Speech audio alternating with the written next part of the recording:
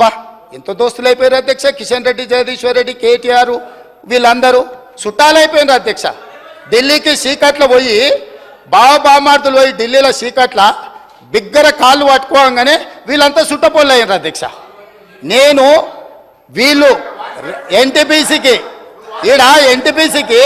వీళ్ళు 4000 మెగావాట్లకు కాంగ్రెస్ అనుమతి ఇస్తే 1600 మెగావాట్లు మాత్రమే ఉత్పత్తి చేయడానికి అనుమతి ఇచ్చి 2400 మెగావాట్లు ఉత్పత్తి చేయడానికి ఎన్టీపీసీకి 10 సంవత్సరాలు వీళ్ళు అనుమతి ఇయ్యలే.